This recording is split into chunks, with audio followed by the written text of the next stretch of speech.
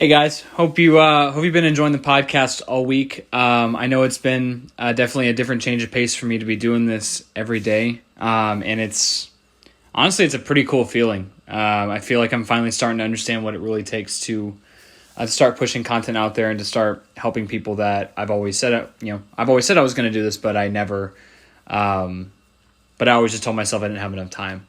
In today's episode, we're going to be covering kind of my MO, if you will, or like I don't know, the way I did things, the way I accomplished things up to this point, and my work ethic up to this point. Hope you guys enjoy.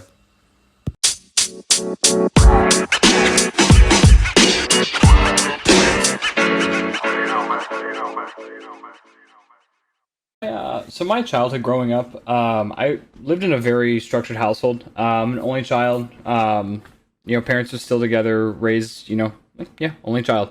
But by two parents who believed in having, a lot of discipline, a lot of structure, to try to figure out what it is that I liked and I didn't like, and I started off playing a lot of sports, and that's one of the best avenues, especially at that, especially during that time was like the easiest avenue to get kids involved because it involved being outside, interacting with others, and learning how to team build and work with other people. So I did, I did soccer for I think 4 or 5 years, and I was actually really good. I was actually a decent player. I was good at goalie because I was one of the only kids who could actually drop kick a soccer ball. One of those like random things about me was that when I was younger, we had a tree that was shaped like a V, almost kind of like went up into some uprights. And I would always practice kicking the football through there. Like whether it was like during a commercial break or during halftime of any football game that we were watching, I'd always be going outside and learning how to drop kick the football through the uprights. For whatever reason, I have no clue, but that was where I learned how to do that, which made me good at soccer, or maybe good at being a goalie because I could kick the ball across the entire field. But I ended up quitting soccer because to tell you the truth, the fields got too big and I didn't like to run. Any other position but goalie, I hated playing. And one of my most embarrassing moments was that I was looking, like when I wasn't playing goalie and I was looking to score a goal, and I was looking at the ball versus like right in front of me, I ran right into a goalpost and knocked myself out.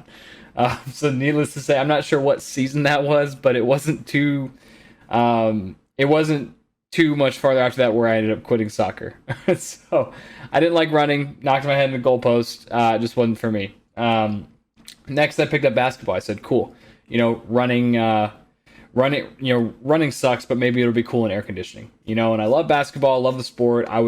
My parents actually used to have, they used to take away my basketball privileges if I was acting up as a kid.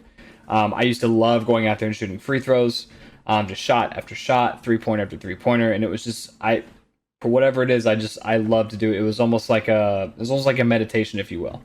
I was clearing my head. I was, getting better at something. I didn't tell you the truth. I didn't really have any of that awareness back then. I just loved to do it.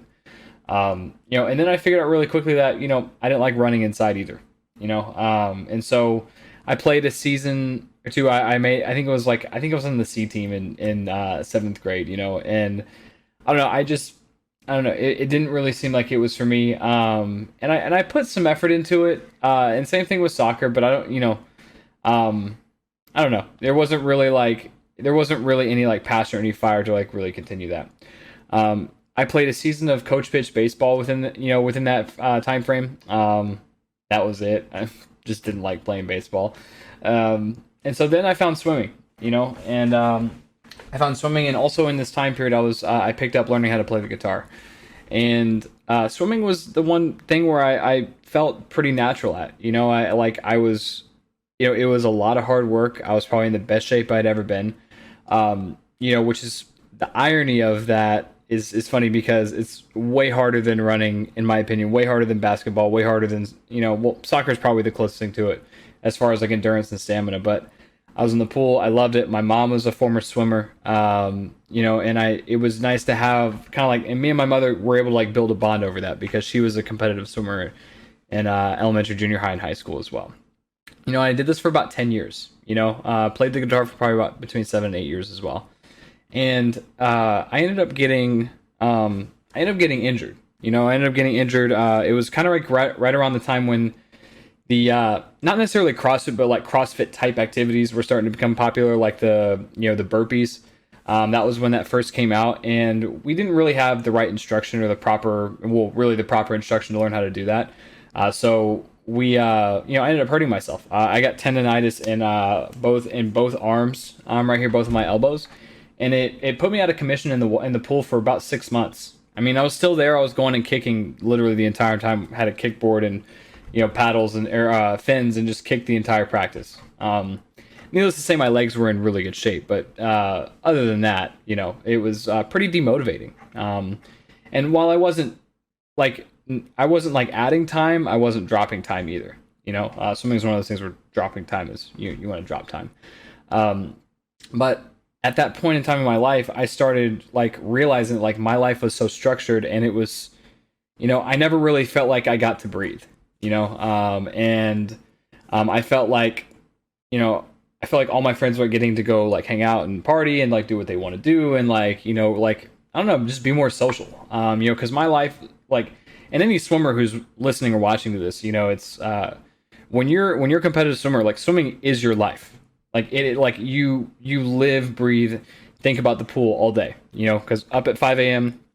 in the pool by 5:45, going to class, and then getting out of school, 3 o'clock to 5 o'clock in the pool again. Weekends were swim meets. Thursdays were high school swim meets, and there was maybe like one weekend off. And when I wasn't doing school, when I wasn't swimming, I was finishing up with schoolwork, and also playing video games as well. Because that's kind of where my love for video games fell into play. Was like I didn't really have a whole lot of energy to do a lot of social things after I got done with that type of a workout, twice a day. And so I found a place where I could socially interact and be just as competitive online, and it was a lot of fun. And so that was like my way of, I don't know, is a weird way of like relaxing, but also being social at the same time. My parents would probably disagree on the relaxing part, because I can't tell you how many times I would just rage and have them come in concerned and ask why I played the game so much if I hated it, and I won't ever be able to explain that to them. But anyway, like circling back, I saw my friends getting to have a social life, and I didn't really have one. And I always felt within me that I was a little off, a little different, little this, little that. And I just never really, for whatever reason, I just never felt like I really quite fit in. Swimmers were the people I fit in with, just because we had that like common bond of like, going to practice every day and like understanding the struggles, and it was good, but it wasn't that like, I don't know, it was just something that I wasn't. It just felt like there was something that was missing from me. And to this day I still don't know what it is. I can't really tell you. And so that's kind of really like right when I tap the brakes, really not tap the brakes, but pump the brakes entirely to a screeching halt on swimming. I ended up quitting swimming and playing guitar all at the same time to go hang out with my friends. And really what that meant was like going to get high.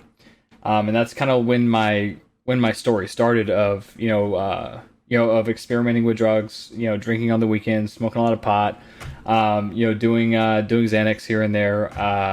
Well, no, that wasn't until later, but doing ecstasy, experimenting with LSD. Like that was kind of when all this went into play. And the point I'm making up to this, up to here, is like anything that required a lot of me, anything that required a real challenge, I quit right when it was about to get good. Because my body was I was a late bloomer when it came to puberty, so my body didn't really develop, for swimming the right way until, really right around the age 17, 18, and that was right when I quit swimming. So I had that injury that plateaued me. And then so that demotivated me along the lines with like, I don't know, wanting to do something besides swimming. Like my life was so structured at that time. I went the complete opposite, which, looking back, I probably could have talked to my parents and found something that was still structured, but I didn't have to go completely left field, but that's my MO. We go really hard in the paint one way, go hard in the paint the other way. But why I'm talking about this is that, like, you know, anything that's been worthwhile, anything that's required a lot of effort, I've quit right when it was about to like get good. I quit right when the real effort was going to start to take place. I can only imagine where I would have gone if I would have continued swimming along with my body developing at the rate that it was at that time. But who knows? And that's literally been the story of my life is doing something 80%. Doing something, not half-ass. I would put in a lot of work, but I wouldn't put in enough work. And I would put in just enough to get some good results, but not the best results. And fast forward that to 2013, when I was getting sober. I remember telling myself, I was so beaten down and broken and miserable at the time. I remember telling myself, I'll give this one honest shot and I'll give it 100% of what I got. This will be the first thing that I have 100% committed to, and will give everything I got for as long as I need to, because I'm tired of living the way I am. And that was the first thing that I've done, that I really like actually committed to, and am still committing to this day. Granted, as time goes on and we grow and we change and we're still human, and certain parts have fallen off and they come back on, and I don't work a perfect program, but the point is that I remain honest, willing, and open-minded to continue. And all of this is to make a point around where I've been in content creation. And so I started doing Twitch, started streaming on Twitch about a year ago.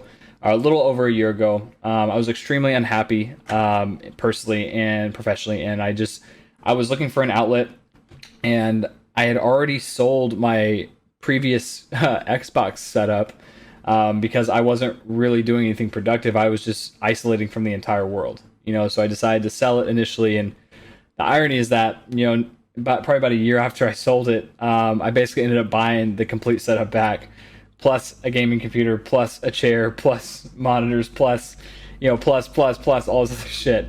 And it was it was really simple. I was unhappy, and so I wanted to be happy. And that was right around the time where also my program of recovery was also lacking a little bit too. I wasn't as fulfilled in that area of my life either. So you combine the two, and it turned out to be, it was definitely pretty rough in the beginning, but anyway, it turned out to be something great, and I made a lot of mistakes along the way, but here I am learning from them. One thing I realized is that, I put in a lot of effort in the beginning, and I still put in a lot of effort even till probably, 6 to 8 months ago. And then I started just feeling like stagnant. I started feeling stagnant, and I chose to ignore it. I would constantly go back and forth in my head on like whether it was enough, whether it wasn't. Like, am I doing the right thing? Were my parents and is everyone else right that like this thing is not something worth pursuing? It's not going to provide any real long-term value. So all these things happen. But what I woke up to is that I kept preventing myself from going to the next level by the thought of my own head telling me that I didn't have enough time. You guys, like, I wasted so much time telling myself I didn't have enough time that I actually didn't have enough time, if that makes any sense. It would take me so long to do tasks that were so quick, and I would think that it would need to be some grand production and all the things professional. Meanwhile, I have no experience in doing any of this, and I have this like really high expectation of where this needs to be. But really, it was just a cop out because I was afraid of really being able to sustain, the stamina to continue to produce, different types of content, branching off to different areas, going over different topics, bringing additional value where I can. I constantly told myself I wasn't good enough, or that it was never possible, and it's crazy to see that, like, up to that point, I'd done about 80%, and I remember I woke up, it was actually listening to a Gary Vee episode, Gary Vee podcast, in which, by the way, like, that also played a big factor in it. Like, I heard him continuously pushing, like, like TikTok, LinkedIn, like content at scale, this and that. And I'm like, I'm doing that. And I'm like judging all these people, who are struggling. But it's like, I'm struggling myself because I'm not doing that. And it's really a lot more simple than I think it is. It's insanely more simple than I think it is. Posting something on Instagram takes maybe 2 to 5 minutes out of my day, to think of a thoughtful post, put a creative picture, and I think I paid $1 for an app that stored all my hashtags. I was so unwilling to do that in the past. I'm like, oh, Instagram's tough. Oh, Twitter's the only one I really want to grow on. It's easier for me. But it's like there's an audience on every platform that I'm on. I have so many IRL friends that support me through Facebook. I can't force them. I shouldn't force them to get a Twitter. I can't force them to follow me on Instagram. I can't force them to watch my Twitch videos every time I go live. But here's what I can do. I can take any lesson I've learned, any tweet, any video, any game clip, any memorable moment, and I can share it to all 3 platforms. Plus I can also start doing audio. Really, it doesn't take that much time. But when I kept telling myself I didn't have enough time, I was setting myself up for that 80% again. Here he goes again, doing something 80% and then quits right when it was about to start getting good. And it's just it's a crazy thing that we get in our own way, and we limit ourselves to our what's the word I'm looking for, to our true potential. We as humans, at least I can only speak for myself, but I can only imagine other people relate, is that we think really negatively of ourselves. And part of being a content creator is the one, in my opinion, the biggest piece, and it's self-awareness. It's awareness of what I'm good at, what I'm not. Is this really what I want to do? Constantly questioning myself, constantly putting the next right foot forward. If something doesn't work, am I giving up, or am I continuing to persevere? Looking at my track record, look at what I'm really doing, and being able to recognize progress, but also hold myself accountable without beating myself up. And guys, I'm still not there yet. I still beat myself up, when I don't do something that's to my expectations, or where I think I should be, or this, and that. And the reality is, it's all bullshit. Because if I take a look back at what I've been doing, I've been providing, I've been providing value for a year, but yet my own mind says I'm not doing shit. And my own mind is also the thing that that prohibits me from really getting more content out there. Whether it's through esports, whether it's, through the podcast, whether it's through YouTube videos, whether it's through game clips, whether it's through more Twitch streams, whether it's through more community engagement, whatever the case may be, whether it's through my dog's Instagram. I'm starting to post on that a lot more as well. She's a beautiful dog and needs to be seen. I mean, she is my logo, mascot, and literally every part of my life. So this, that's basically been my MO. And guys, it's since I started doing the podcast, the past 5 days, it's been fucking amazing, man. There's a whole nother level of energy when I realize that I can do the things I need to do, and that I'm just terrible at managing my own time and myself. And I think that's one of the things, as long as I can manage my own time and my own self, and my own thoughts, the rest of it falls into place. But when I'm constantly telling myself something, it's always going to happen. If I tell myself I'm going to be doing a podcast, if I'm motivated to do a podcast, I'm going to find ways to do it. Guys, I think the third or fourth episode, was recorded in my bed after I did a stream. And I kept telling myself, oh, I should wait till the morning. Oh, I'm too tired. Oh, I'm too this. Literally took 10 minutes. And in the morning I found a cool little intro and and did an intro to it and did a ending to it and found some cool little clips, all from my phone. It literally took no time to do that. So if you're struggling with saying I don't have enough time, really be honest with your day and look at where you can do things versus telling yourself where you can't. Are you watching a shit ton of Netflix? Are you mindlessly scrolling social media? Are you, I don't know, whatever the case may be, are you spending more time in certain places than you really need to because of the fear of what other people think about it? I don't know. I know that's true for me. I would sit down, eat dinner, or I'd cook dinner really quick, and then I'd sit down to eat a show on my couch watching a TV show, but then it would take all this effort to get back up, get off the couch, make sure the TV show was finished, and it threw a funk, it threw a wrench in my day. It threw a wrench in my night, and I lost a lot of momentum.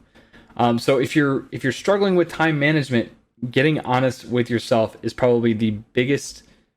It's probably the biggest piece for you, man. You got to get honest with yourself if you want to change, and you have to want to change to change. One of my buddies put that on Twitter the other day. It's mind-blowingly simple, but it's how far we overlook that. So um, yeah, that's Hey guys, hope you enjoyed this episode of the podcast. I'm really been enjoying doing this lately. I think this well not I think this is episode number 5. So we're doing this for 5 days straight. And I'm really excited to continue to keep doing this. So if you guys have any questions, or if you would like to see something or hear something, please shoot me a DM either on Instagram or on Twitter. I am at Boonafide Gaming. Or if you'd be so kind as to leave comments on the posts that I do share when I do share these out. Much love, guys.